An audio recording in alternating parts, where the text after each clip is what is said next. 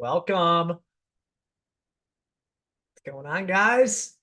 Everybody flowing in. Welcome to the completely revamped and new style. Welcome to Roof Wars, everybody. David, what up?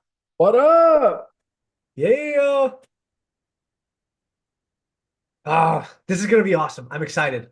I'm excited. Everything that we've been building for the last several years is coming together into a storyline. It connects together on how this feeds back into the commercial roofing world.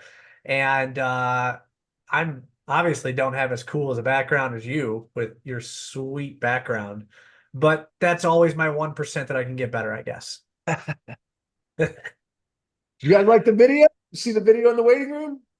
But Hit the yeah, chat. guys, so active, dude. Please, guys, um, get in the chat. Get in the chat, talk back and forth. We want this to be active. David's a million times better in the chat than I, but I'll at least tell you to do it. Get in there. Give us some feedback. Did you guys watch the video? If you logged in right at 2, you should have been able to watch a video. It's about a minute and a half, tying a lot of this together. So why is it Roof Wars? You should at least have an idea of it. Throw it in the chat. Who watched the video, who was here quick enough, right? Starts at 2, who was here to be able to see the video, and did you guys like it? Give some feedback. For newcomers, y'all want to drop in where you're at, where in the country you're at. That's always helpful too. We got a lot of new people here today. That'll be fun. We got 80 in Chicago, which is a feat for anybody that's in the north, you understand. So we're happy. It's like 8 a.m. in like Dallas, but as far as Chicago, summer for us. All right.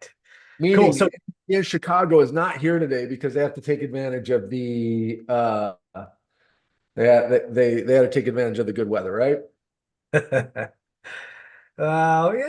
you take it, whatever. I'm good with it.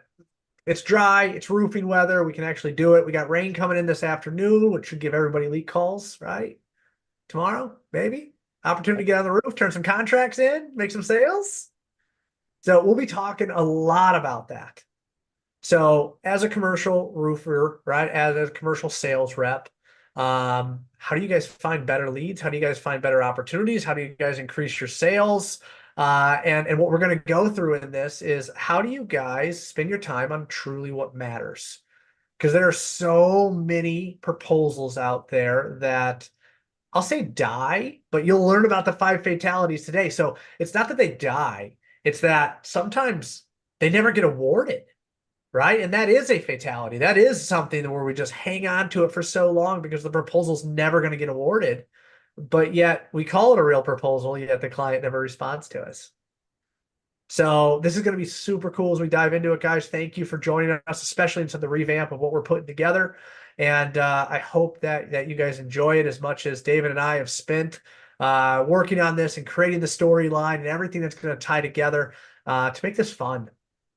Sales training and coaching and all that stuff. It doesn't have to be boring. It doesn't have to suck. It can actually be enjoyable. We can actually have fun doing it and actually have a mission behind it. So David, hats off on the design, man. It's just been phenomenal.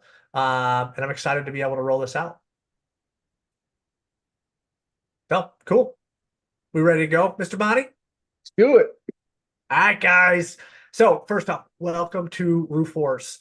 We're going to be going a lot into what is Roof Wars and going through all of that. But let's start this out and let's be logical about it. I'll tell you a little bit about me, a little bit about David. So just to be able to get this rolling here, struggling here. My name is Chad Westbrook. I am the founder of Service Alignment. If you guys haven't heard about Service Alignment, ultimately throughout my career of 18 plus years, specifically in the commercial roofing industry, and even more specifically in service, I've led some of the largest service initiatives throughout the United States, whether that be in service, preventative maintenance, or ultimately just the massive expansion of the self-storage world. I'd like to be able to say I was on the front of it, and I was able to be able to scale multiple businesses and be able to grow into some of the stats that you guys see. Well over 4,000 service agreements.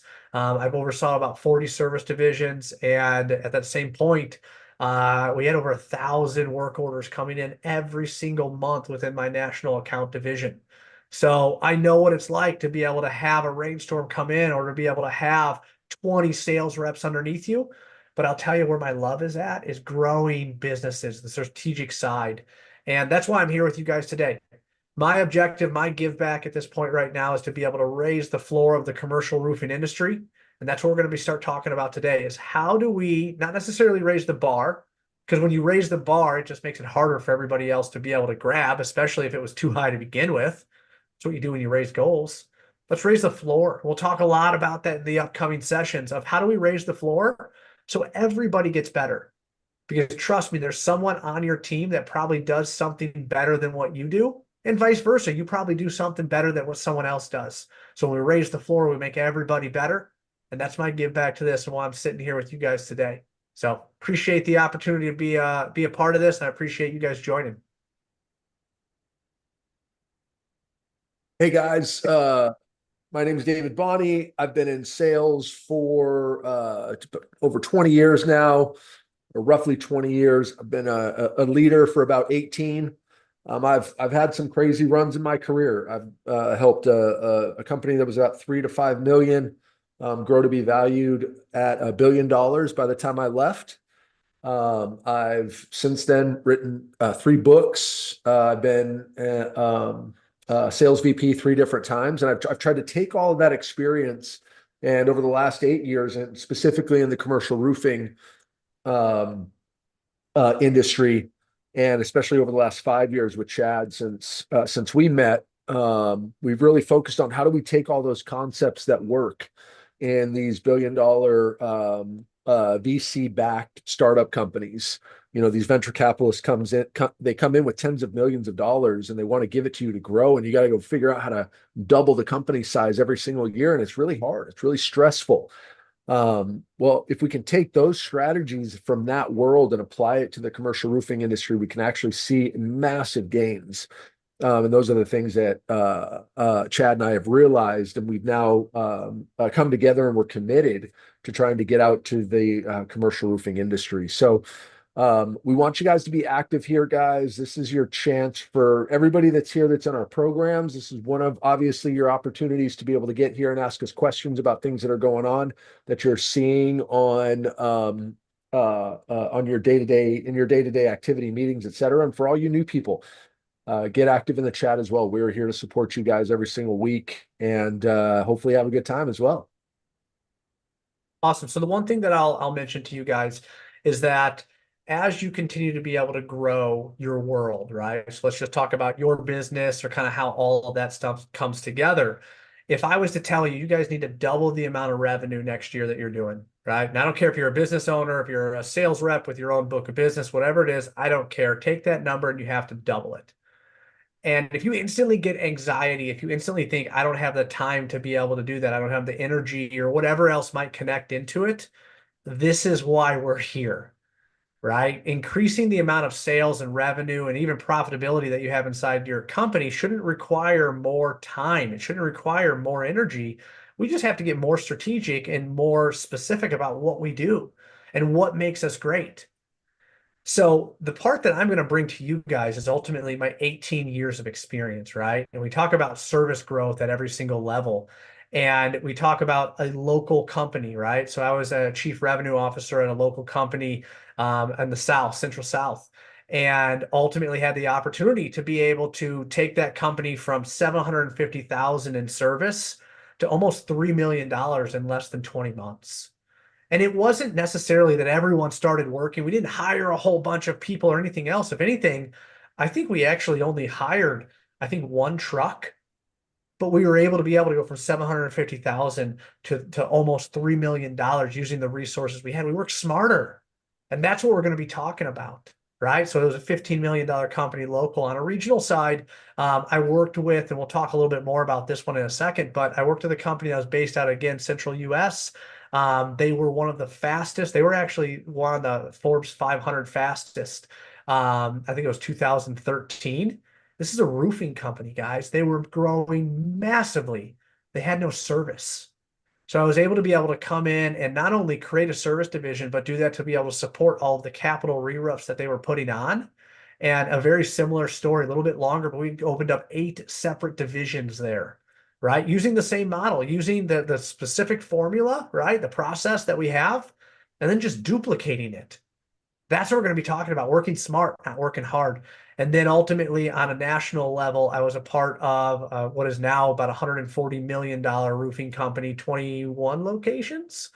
And I had the opportunity to be able to be the director of national accounts for about 5.5 years and grew that from no national accounts to it was about $18 million a year. I already mentioned it. We were doing over 1,000 work orders every single month that were coming in. So think about the staff that it would take to be able to field 1,000 work orders and delegate 1,000 work orders and invoice 1,000 work orders. That wasn't just hiring more people, that was having processes in place that allowed us to be able to be efficient. Because at the end of the day, the only thing that matters is what our customer sees, right? We could be doing whatever we want on the backside of this. It's got to be seamless. Our customers have to be able to enjoy it. And we're going to be talking a lot about trusted advisors, right? A trusted advisor is someone who helps, who sits on the same side of the table and helps make decisions that ultimately solve a problem or help the client get to the goal that they want to be. So what I'm sharing with you guys is not something where I'm going to tell you, hey, I think this works, or I stole this from a different industry and we're going to try to apply it. This is what I did. I was in the ruts. I'm still in the ruts, working with companies throughout the entire United States from 2 million up to 150 million, helping them solve the exact same issues, right? That I'm going to be working with you guys on today. So huge, huge part of us being able to work through this. Now, I told you we'll talk about one of these companies. So this company was based out of, they're based out of Oklahoma. They're one of the fastest growing companies. Like I said, I want to think it was 2013. And if you want to talk revenue side, they went from 30 million to 50 million to 70 million year over year over year. So think about that. They weren't growing by hundreds of thousands. They weren't growing by millions. They were growing by tens of millions every single year. And the issue and problem that they had is that they were putting roofs on all throughout the United States. And as soon as they put those roofs on, we all know what happens. We now become liable for anything that happens. And not to say they weren't beautiful roofs that were put on. Most of the time, as we all know, it's the HVAC contractors who's doing post install penetrations or whatever that is. We had to service it. So I put in locations based upon where those buildings were at that we were putting on, most of those metros, right? And I took it from being a 100% commercial construction company, right? Only worried about those big box re-roofs. And in 30 months, I was able to open up 8 separate divisions throughout the Southeast that all focused on supporting those re-roofs that they were putting in. So think about that. The way we did it is that we looked at where the roofs were being put on, and then we put the trucks there to be able to support it. So it wasn't just throwing a dart on a dartboard and just saying, hey, let's go try to start something in Jacksonville or wherever it is, right? We had a plan. We had a plan based upon the roofs that we were putting on and how to support them and how to grow them and use that as social proof. And we'll talk a lot about that in the upcoming sessions of how do we figure out what we do great, right? And then really, really execute on that. So altogether, it was about 3.6 million, I believe. I was there for about 30 months. That was my main objective. The biggest part of this, guys, that I'm trying to tell you, there was nothing there. This is not, I came into a $10 million company and I ran a $10 million company and it was profitable. I'm telling you, we did not have one client, nothing. And we're saying, we're going to start a branch in Atlanta. Here you go. Drop a truck. And as soon as you drop that truck, I had to ensure that truck had 40 hours, which means that truck was prospecting, right? That truck was doing sales. I had inside sales team that was selling remotely. We always talk about this inside sales work, guys. I'll give you the answers to that. I had inside sales teams that were remotely selling throughout the entire United States and selling millions of dollars. So this is just one of those case studies that I can share with you guys in the background that I have to be able to say, hey, I've taken something from 0 to 100. I've been there. I've done that. I've been inside the ruts. And this is what I'm sharing with you guys on how we're going to do it.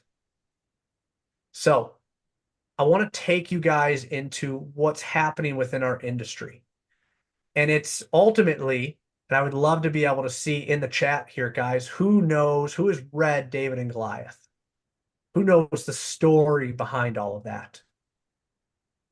Throw it inside the chat if you've read it. You understand what's happening because something very similar is happening within our industry, whether we recognize it or not. David talks about this whole David and Goliath, sorry, he talks about the VC backed world, right? The $1 billion world where companies are coming in and they're buying smaller companies to be able to create this big, massive Goliath. And that's what we're having to go up against. And they're coming into our territories, they're coming into our cities. I work with a company specifically that had one of these massive VC companies come into the area, and they were a local company. They've been a local company, and now all of a sudden they're being challenged. The clients that they've worked with for years that were dedicated there, now they're being challenged because all of these smaller areas, smaller companies are being eaten up and they're being bought. Anybody here ever walked into a room with Cinemark? Suit and tie world? With the binder proposal about that thick, and you're sitting there, right, inside jeans and a polo, and you're like, man, how am I going in on this? I'll tell you, I've been there, and I've been there many, many times, and I've also been the individual that walks out with the proposal.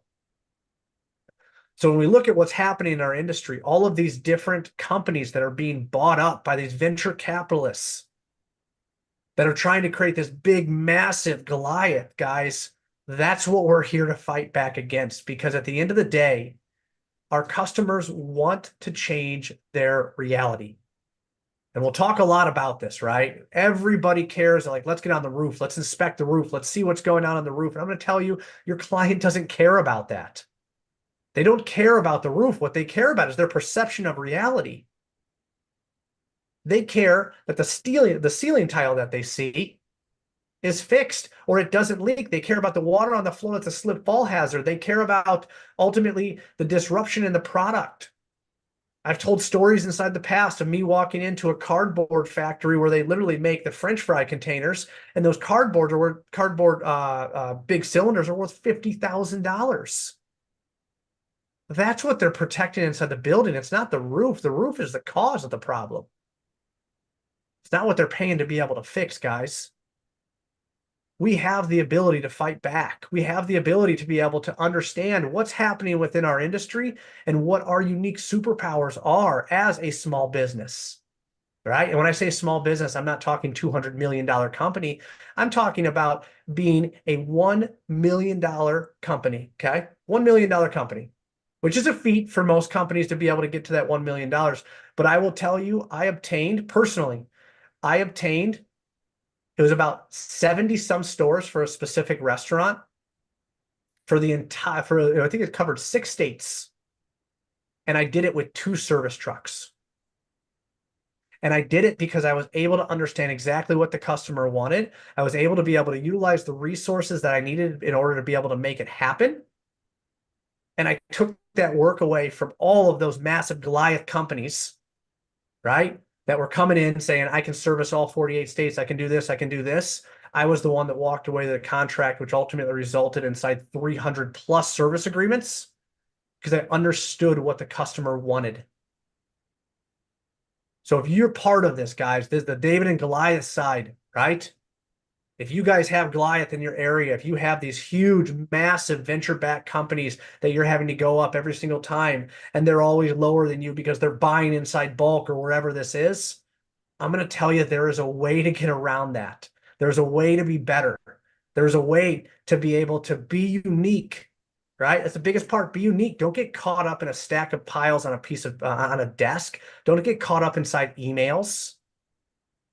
There's a way to be better than this. And that's what we're going to show you. That's what we're going to teach you how to do it. So when we talk about David and Goliath, guys, these big, massive VC companies that are coming in, that are buying in all of these small companies, and they're coming up inside your backyard and you're challenging there, we're going to show you guys how to get around that. We're going to show you how to be unique and how to walk away with the sale. And not just the sale, walk away with a customer that's going to come back to you.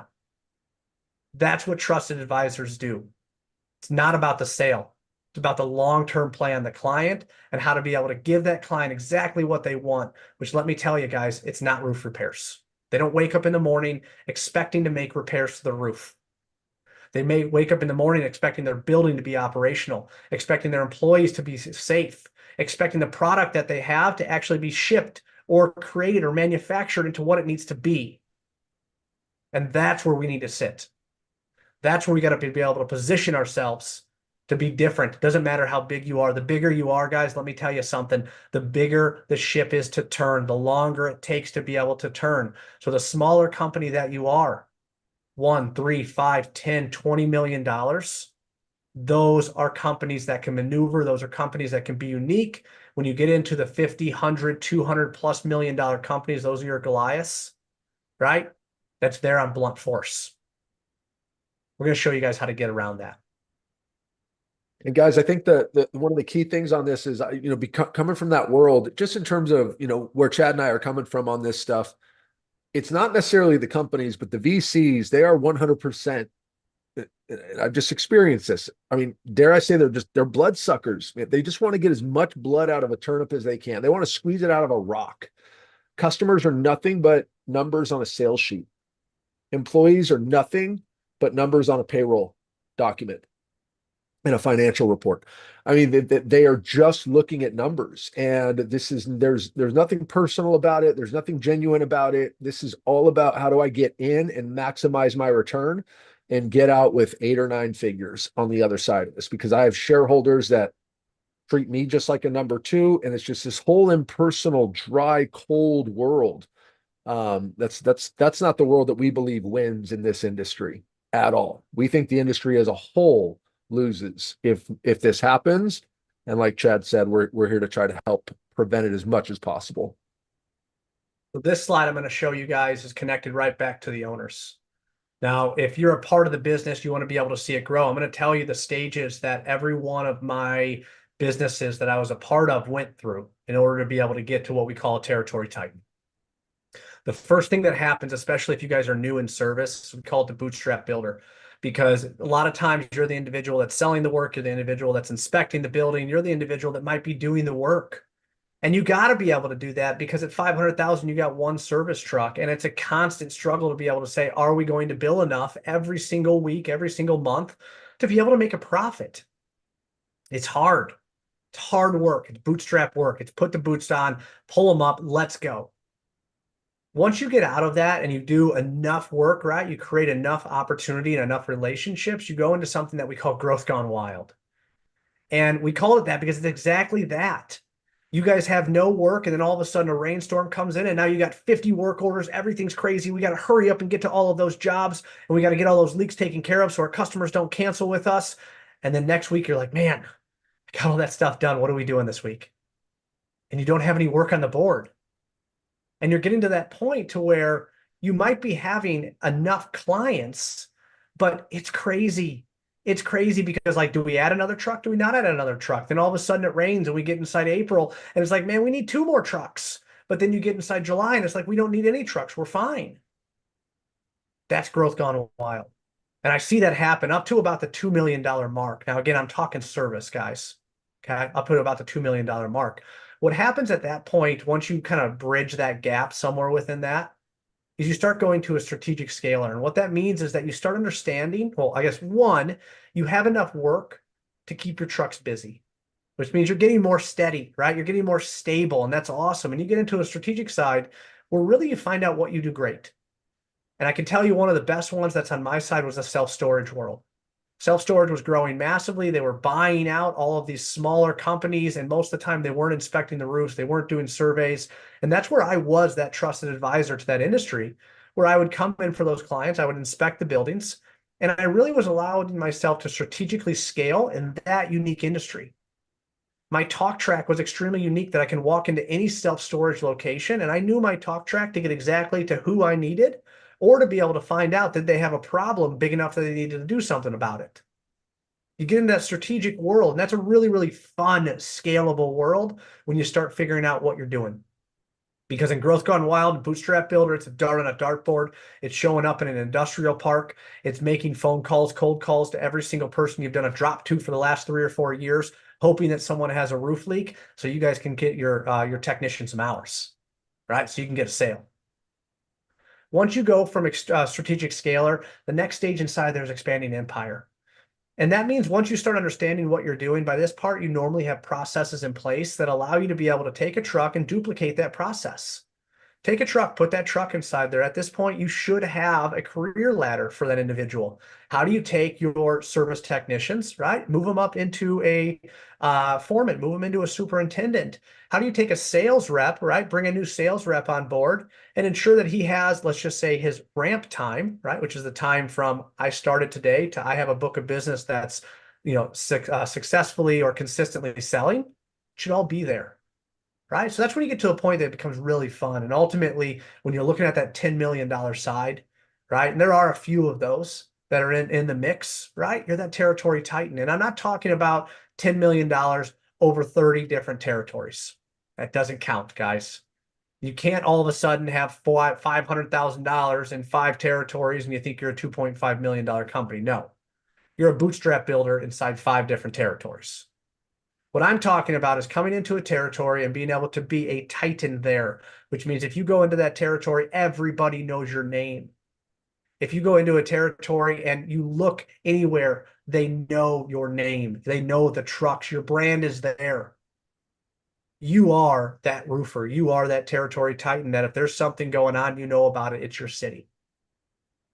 And there are ways to be able to get there, but I can tell you that every one of them go through this same growth path, guys. And the growth path is not only connected to operations, it's connected to sales, and it's connected to the business structure that goes across. What I'm going to share with you guys next is a couple case studies that's going to take us into what we call the 7-figure service sales rep. And I'm going to show you these different ones because the idea behind this is that to be a 7-figure sales rep, you don't have to be a roofing expert. You don't have to be inside roofing for 20 years. You don't have to be an expert in doing inspections on the roof. What you have to be is an expert inside helping your customer solve a problem. You have to be an expert inside helping your customer get to the goal or get to the vision of where they want to be.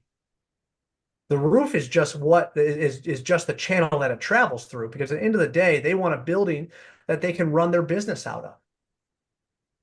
Roof just happens to be one of the most expensive assets on that entire building, right around that entire property. It's got to be replaced every 20 years approximately, and it requires somewhat consistent maintenance, whether it be from the manufacturer or just throughout time is happening. So we look at ultimately Tucker. Tucker ended up inside Indianapolis. He wasn't there. Started out as a waiter at Olive Garden. Truly, I had a meal at Olive Garden. He was the waiter. I moved him into the telemarketing side. His voice was phenomenal and he was energetic. We moved him inside there.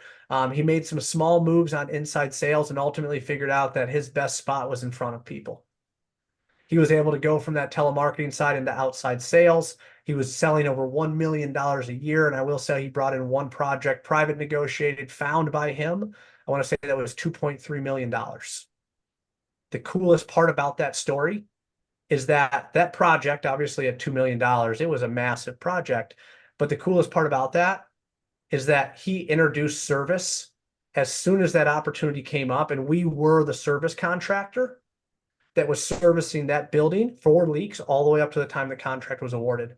That customer already knew the experience they had. They already understood what to expect with us, the communication, everything. Service is what drove that one massive sale, right? That's the big white elephant. But at the end of the day, $1 million inside service, specifically in the Indianapolis area. The second one I'll take you through is Cody. So Cody, also 7-figure service sales rep. I remember interviewing him and taking him through the whole process. He was outsourced labor. So this was a lot of this was right during the COVID side. So he was the one that was going ultimately to job trailers and saying, hey, do you need electricians? Hey, do you need roofers? Hey, do you need plumbers? And he would be the one that was connecting those pieces. No background in roofing, guys. No background of even being on buildings. He was in the people business. What we did is we took him into the world and we focused him specifically on capital projects. He had a very, very good talk track on a high level side. Ultimately, he was doing about 4.3 million annually and did that within the first 8 months. He was able to get in, figure out exactly what the clients needed that allowed him to be able to get to that point. I do want to say he closed out close to 6 million, something along that side, within his first calendar year. It was phenomenal, but he put the work in and he knew where it was. The last one I'll give you is Ryan. So Ryan's based out of the Florida area at this point right now, but I'll tell you he's been throughout Chicago and some different areas. Originally hired Ryan when he was in radio station ads.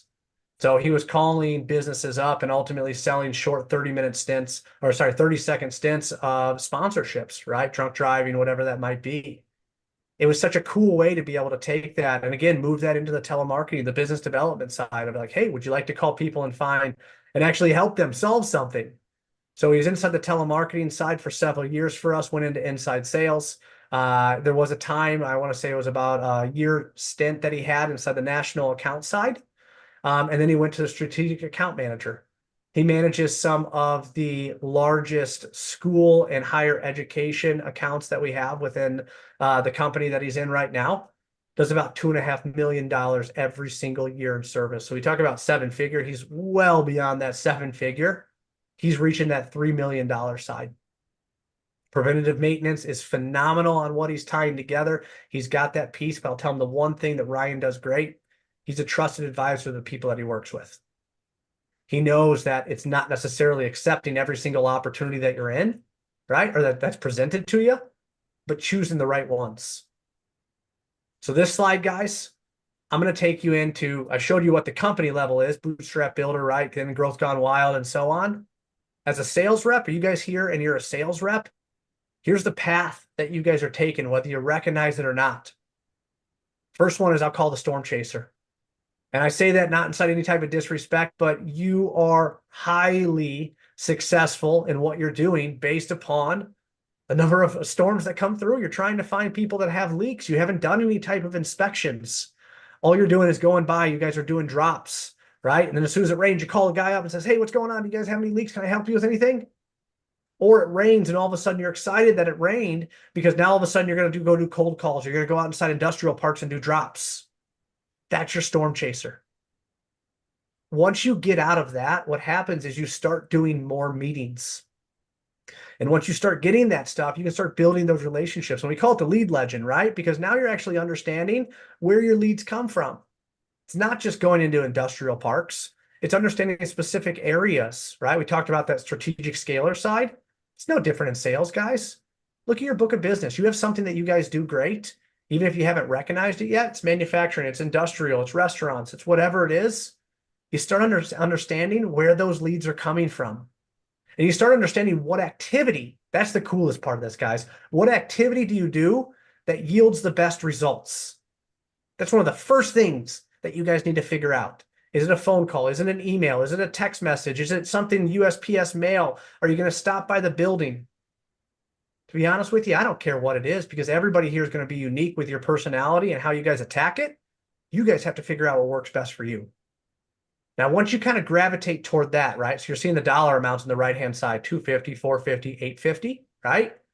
You're going to get into the sales slayer side. And that's when you start really stepping into repeat sales because that's what you guys need. If you guys truly want to grow your book of business, if you truly want to move into that seven-figure sales rep, it's not about working more hours, guys. Trust me. Now, you can work more hours if you want. If you want to work 10, 15, 20 hours a day, cool, go for it. But I'm going to tell you the individuals that are at that 2.5, 3, 4, 5 million in service sales, they're probably working less hours than you guys do today. Okay. And the reason is because they have that stuff figured out. They understand that the repeat customers, being that trusted advisor and knowing what opportunities are the best to proceed is what's going to get you guys the best ROI. It's not everybody who calls the office and says, hey, I'd like a proposal. That is not your best lead yet. There's a lot of qualifications to do. Hey, I'd like a quote to replace my roof. That's great. Can I ask why? We have to understand what makes a good lead. We have to discover and disqualify. We'll talk a lot about that. Once you go past Sales Slayer, you're going to go into the Harvesting Hero, and that's where you're really focusing. You'll see even the colors on there, right? You're focusing a lot on repeat sales. And then you're going to get to the point where you're a roofing rainmaker, and that roofing rainmaker understands the leverage that you guys have to have in order to be a trusted advisor, which means, are you guys going to scale the business, which means you guys have a company that you guys can do more work with, or that company is spending more money with other roofers? That's one of the most painful things that you guys have to go through is that you say that you have a company. And I'm going to be mean inside this, right? How many people tell me, oh yeah, I work with CBRE. Oh yeah, I work with JLL. to really find out. They work with one property manager at JLL out of the Nashville area. Can I ask a question? How many property managers are at JLL in Nashville? 200? That's the scale side of this, guys. It's not about just getting in and say you work it with someone. It's about getting in and understanding, is your customer spending money with someone else? And if they are, why? That's what makes the roofing rainmaker great, is they understand when they need to scale, when they need to grow, and they have a book of business that's based upon being a trusted advisor. David, anything you want to add to this, sir? No, I think we're 20 minutes left. So Yeah, cool. So here's what I want to take you guys through. Story time with Chad. Okay. I'm going to put this in and I'm going to bring you guys into real world. And I do this because as roofers, we can talk a lot about all of this strategic stuff. And I'm going to bring real world into you guys. So hopefully you can apply this to like, yeah, I've been there or I understand it. It was a Tuesday night. It was 7 o'clock at night, right? Get the settings with me. Tuesday, 7 o'clock at night. Okay. It was dark. So whatever time of year it was, I do remember that. It was dark. There was a thunderstorm. And we got a call from one of our clients. They said, hey, we're having water coming in. It was a restaurant. And they said, I need someone out here ASAP. And we go, it's raining. I don't know if we're going to be able to do anything. They say, I don't care. I need somebody out here ASAP. I have water coming into my building. We're going to have to shut the store down. Raise a hand. Someone put it inside the chat. You ever been in that world? So what do? We did what we were asked to do. We showed up.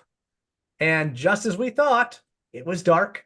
It was thunderstorming and lightning, right? I can't go on the roof. It's not safe for me to go up on the roof and be walking around in the middle of a lightning storm. There was water coming into the building. Absolutely. The water was coming in right through what they call the front of the house or the back of the house. In the restaurant world, if you've been there, front of the house is where everyone sits, where they order. The back of the house, you guessed it, guys, that's where they make the food. That's where the freezers are, all that stuff. And we look at it, we look up. Yep, roof is leaking. And at that exact moment, we had an opportunity to be either A, be a common roofer, or B, be a trusted advisor. So let me explain what the common roofer response is. And I know this because I've been in this situation. I've been called into this situation to fix it, which is it's raining. We can't do anything right now. We're going to go ahead and we're going to be out here tomorrow morning. I'm sorry. I know this sucks. We can't get up there. There's rain. There's different stuff. I'll be back tomorrow morning. You guys won't believe how often that happens. That was not the choice that we made that night. The choice that we made is to really go deeper into the situation. Say, okay, talk to me. What's going on? We have water coming through here. Okay. Can I ask why that matters? Well, this is where everybody walks in and out. Okay, I understand. Can we just use a different door? No, we can't use a different door. This is the only door that we have. Now, there's a conversation that was going on. I'm elaborating a little bit here. But what ultimately came down to it is there was water on the floor. The water on the floor is causing a slip fall hazard. And they can't be delivering food through there because a slip fall hazard can ultimately mean one of their employees is going to get hurt. They were at the point that they were going to close the store down. Now, our crews knew what we needed to do. Crews knew that we don't ever leave the site unless we give some type of solution to the problem. What ended up happening that night is we installed a leak diverter.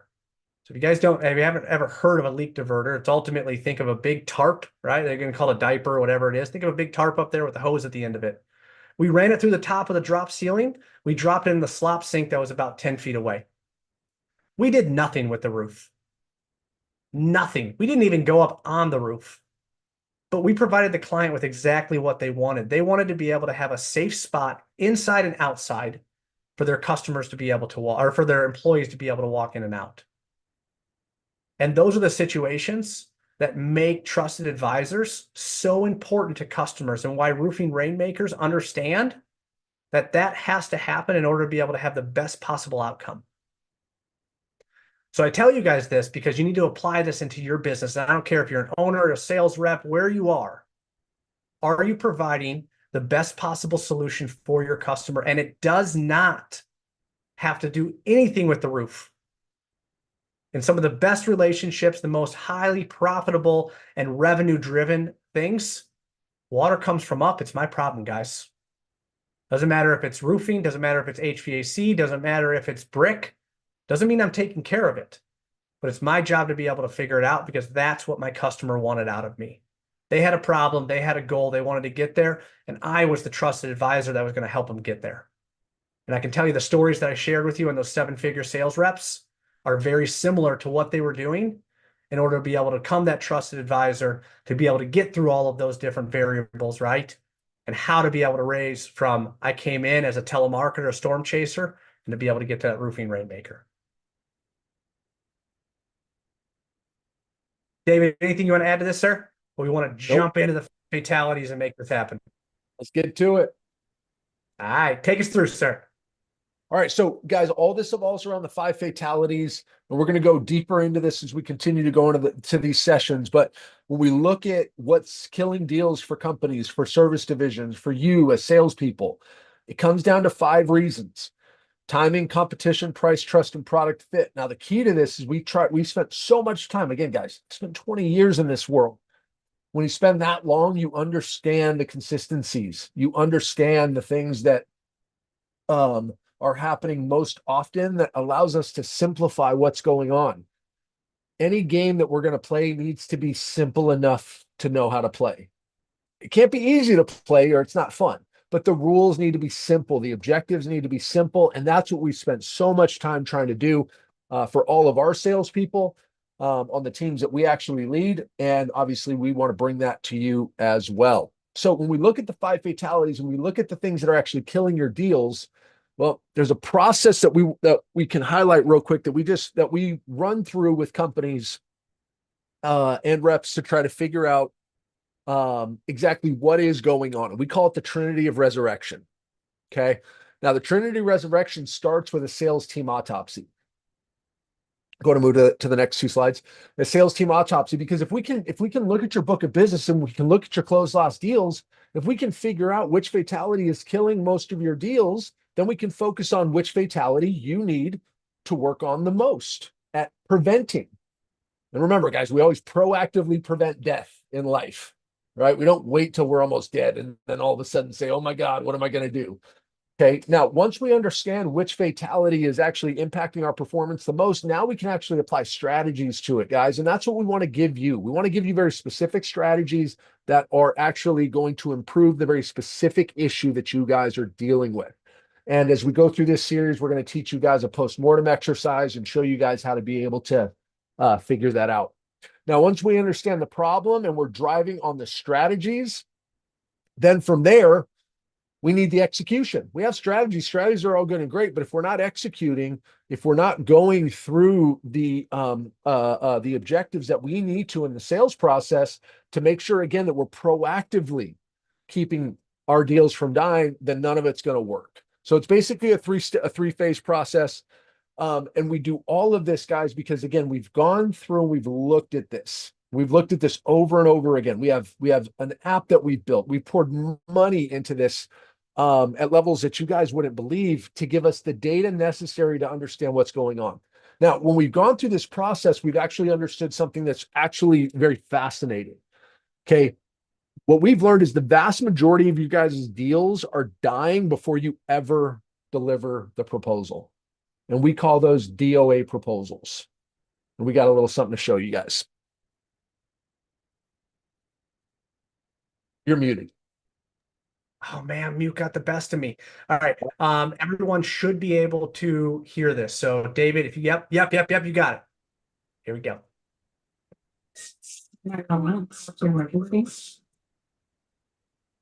We have another proposal bid on arrival here. No. Can you guys hear it? Zoom's getting us. It's getting the best. Can you guys hear the music or just some fuzzy words? Oh, fuzzy words. That's mean. I'm gonna stop share. I'm gonna reshare. Click that button. All set up. Dun dun dun. All right. And as this thing goes, if you want to hear music right off the bat, if you guys can hit the chat and let us know if you can hear it, we're going to roll with it. Maybe it's just me. Nope, not you.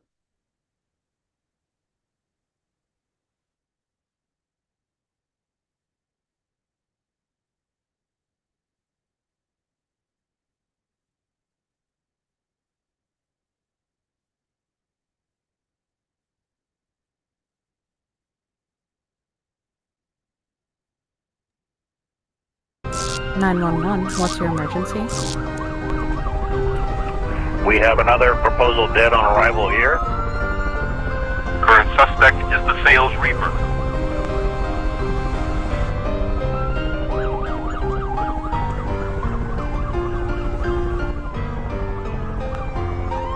It's a sad, sad reality we're facing. The rise in DOAs, dead on arrival proposals, has been staggering. Sales reps, well-intentioned but misguided, keep presenting proposals to prospects who either never plan to take action or have no intention of changing their current roofing provider. The sales reaper thrives on this. By targeting these weak points in the sales process, he ensures that these proposals are doomed from the start, wasting precious time and resources. It's heartbreaking to see the effort, the hopes, all crushed. But there's a way to fight back. We need to stop putting proposals in front of prospects who aren't serious or ready. It's time to qualify leads better, to discover and disqualify, so we can save our energy for the opportunities that truly matter. Don't let the sales reaper win. Let's make every proposal count. Together, we can turn the tide.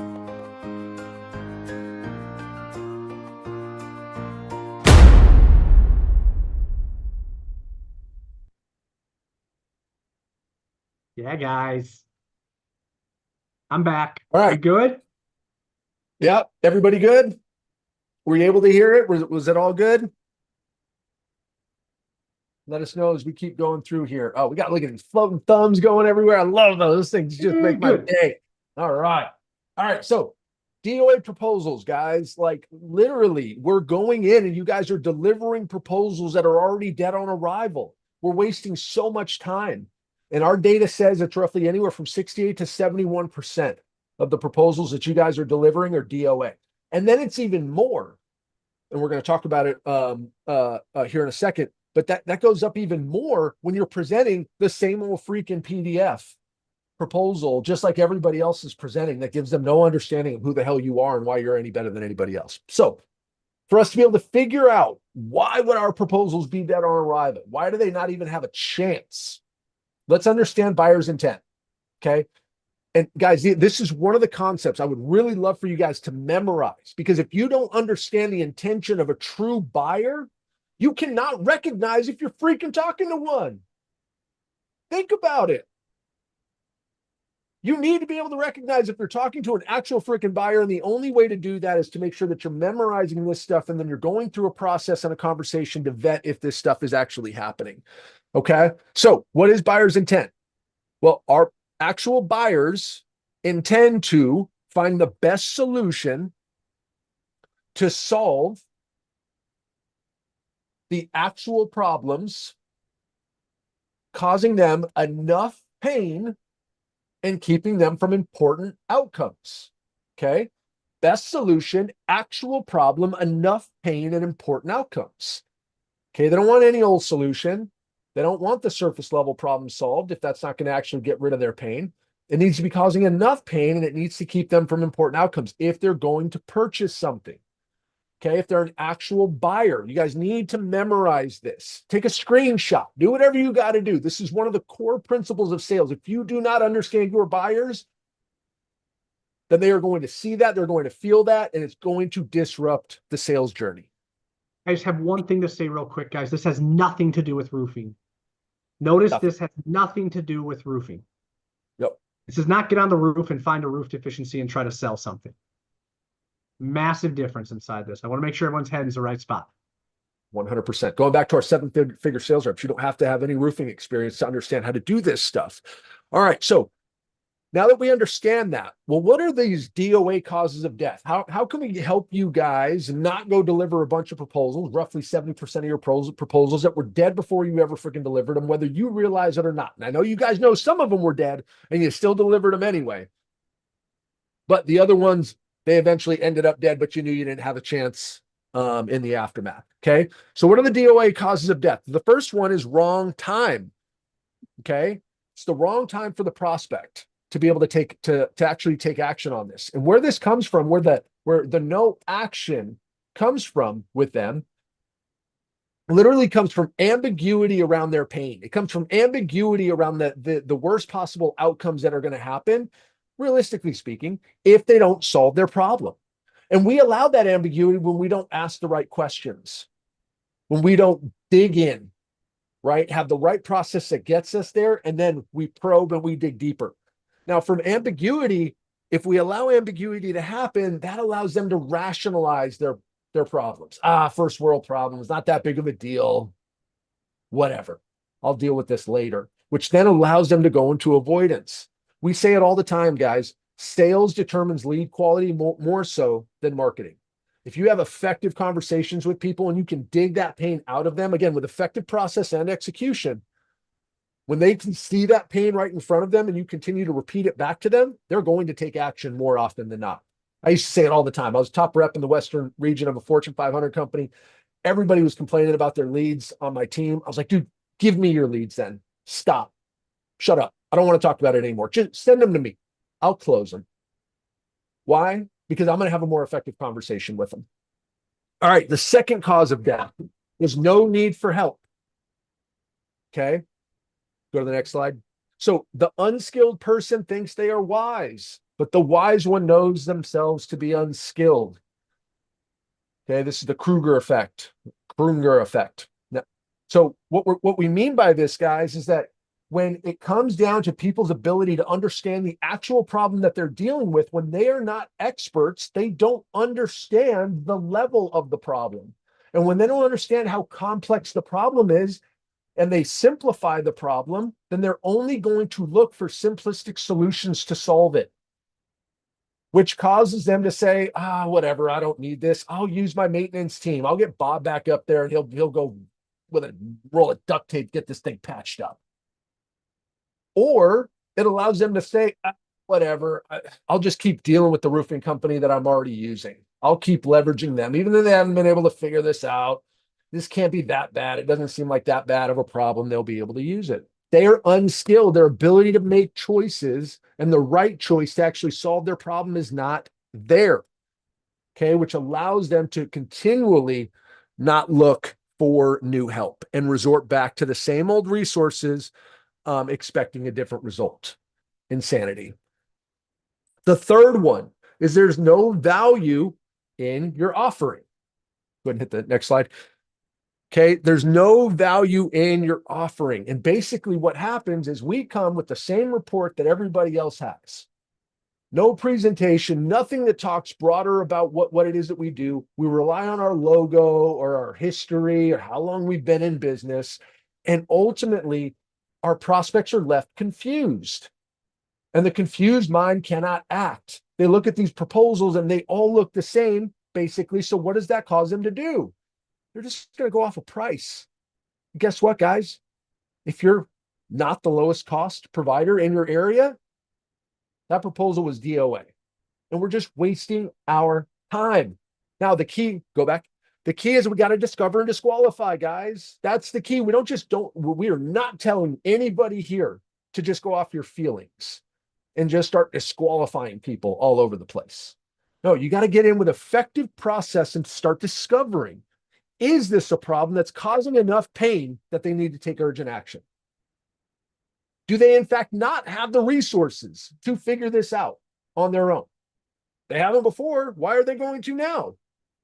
Why is anything going to change? But do we actually know that? And lastly, are we actually positioning ourselves as the best solution? We have to go through the discovery process and make sure that we understand those things. And if those things aren't true after we've gone through discovery, effective discovery, then we can disqualify them. Go ahead, Chad. No, the one thing that I'll tell you guys here is that it's proven that for every deal that you shouldn't have accepted is hours that you spend following up with it.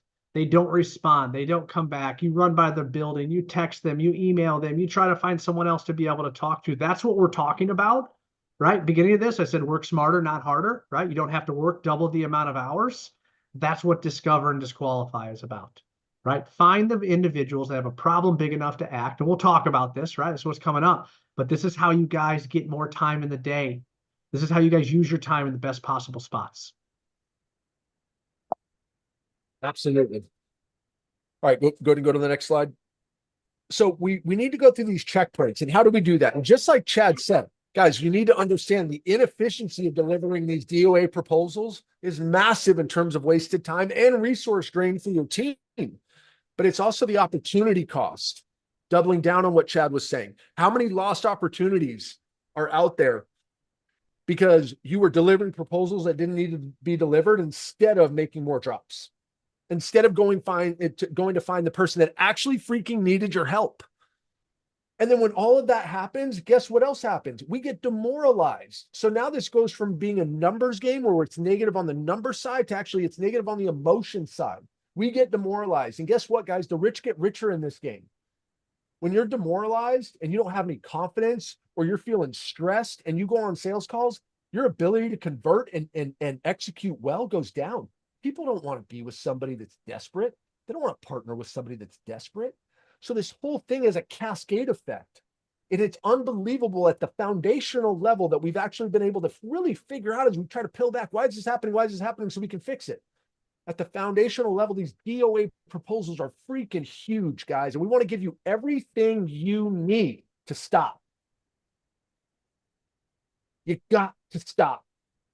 And I know you guys don't want to. I know you don't want to go proposal that you know is going to go with the low price bidder. I know you don't want to go deliver that proposal that you know isn't going to buy anything until Q3 of 2025. I know that you don't want to do those things, but you don't have an effective process that allows you to clearly look at it and then identify that it's not the right opportunity to go with now, and then have the tools to be able to move on.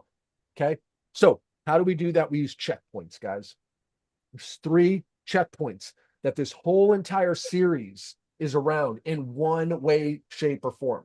And we're going to teach you how to actually reach these checkpoints. Checkpoint 1 is, must they take action? Do they actually have to take action? Are the problems that led them to engage causing them enough pain to make them an urgent priority to solve or not? And there's no, I think, there's no assumptions being made here. It either is or it isn't. Okay. Checkpoint 2. Do they need new or outside help?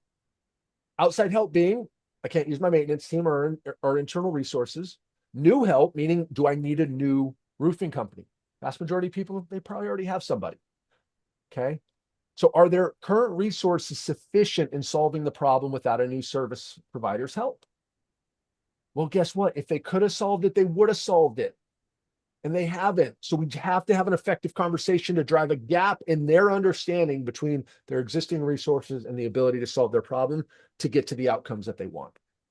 And then checkpoint number 3, guys, is, do we have the best solution? It's not the cheapest solution.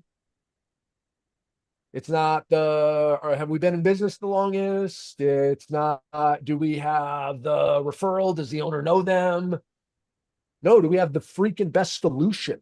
Do we know what makes us different from everybody else to solve the specific problems that are causing our prospects pain? We're going to teach you guys how to get to each one of these checkpoints. Okay. Next slide. And we're going to do it by going through the buyer's action plan and giving you guys a step-by-step process on how you get to those checkpoints on the right-hand side. Okay, this is not a script, but this is a playbook. We're going to ask you guys to stop. I'm a sports guy. Let's go basketball. Stop playing open gym. Stop just going out there doing stuff. I don't care if you have 3 questions that you ask on every sales call you make or every sales meeting that you run. That's not enough. You need a process. You need a playbook that you can run. The best athletes in the world run a playbook that gets them into position to score, but they still need to score. And that's what this is. This is going to be your playbook, and our all of everything in here is based off of data. Again, we're analyzing conversion rates. We're analyzing the fatalities, the 5 fatalities, and we're analyzing whether or not these things are going up and down as we've done, as we've implemented and tested all this stuff. You guys get fast forward through all of those years of testing to this, as well as the fact that at this point, we've been able to put this proven process in your pocket. Go to the next slide. Okay. And for those people in our program, you guys know about this. You know about your ability to be able to pull out your phone, be able to press buttons quickly, to be able to have the obvious answers. You just have to choose which one to populate. but allow you to have an engaging conversation with a human being while still running this stuff and not prioritizing process over people. It needs to be both, but the process needs to be simple enough and in the palm of your hand to be able to make sure that you can prioritize the person and run them through a valuable process. All right, Chad, take us away. Yeah. So David, thank you for jumping through that, and everybody who stayed on with us past 3 Central Time anyway. Thank you guys.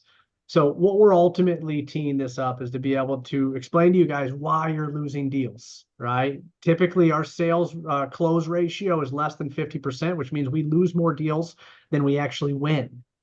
That means there's more that we can learn from our losing deals than what we can do from our winning deals. And that's what we're talking about, the 5 fatalities, the 3 checkpoints. It's all about discover and disqualify, right? Let's discover, let's go in there, and let's figure out truly what are the problems that are going on. Are they big enough that they need to act?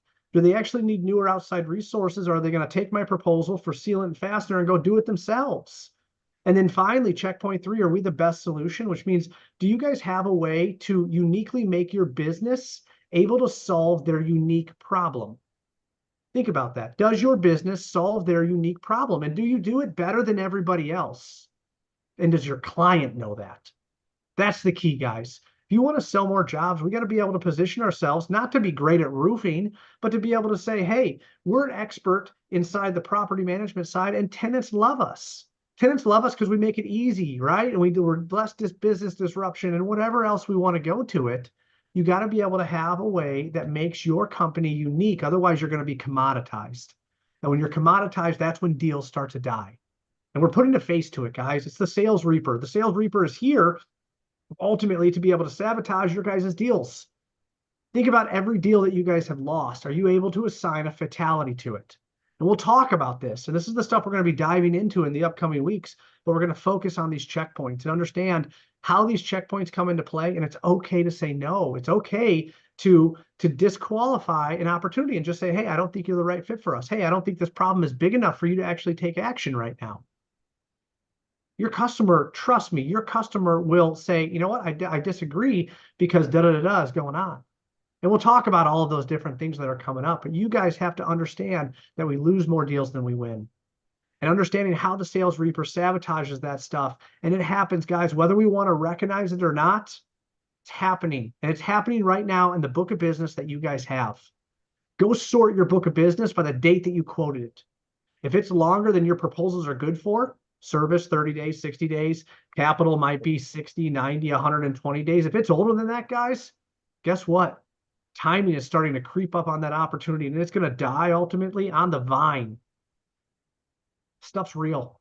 We're going to help you guys get through it. We're going to help you recognize it. We're going to help you but not only put a face into it, but put a name to it. What's the fatality that's killing your guys' deals? And that's how you're going to start increasing the sales that you have. That's how you're going to get to that rainmaker side, right? You want to be a commercial roofing rainmaker? Guys, there's a huge part of being a trusted advisor. There's even a larger part to be able to understand that you know what you're doing and why you're doing it. I had an awesome time with this, David. You did an absolute phenomenal time. I know it took a little bit longer on the front side, guys, but this is ultimately the 2 best things that you guys are going to get, which is David with the process that he has inside here to be able to double the amount of sales, triple, quadruple, whatever it is for you guys. You don't have to work more hours. It's about being smarter with what you have. It's about having a process behind what you do, because that's what success is. Success is not hope and win. Right? Success is having a process and a strategy that you can consistently execute day in and day out, knowing the results. David said it best. Doing the same thing and expecting a different result is insanity. That's what we're going to get around. That's what we're going to be talking about. That's the sales reaper. And if you guys like this, you want to be a part of this, every Tuesday, 2 p.m. Central, guys, show up. We're going to be diving in even deeper into this and showing you guys how to increase your guys' sales ratio, how to increase your average sale and become more than just a roofing sales rep or a roofing company. You guys are going to become trusted advisors that ultimately help run America. And I'll explain this to you. We go through it, guys. We're going to show you how that operates, and you can be proud about what you're doing. David, anything you want to add to this before we close it out, sir? Hit the next slide. This is Roof Wars, guys. We shall prevail. We shall freaking prevail. Thanks for being here. You guys See are you guys. awesome. See you next week.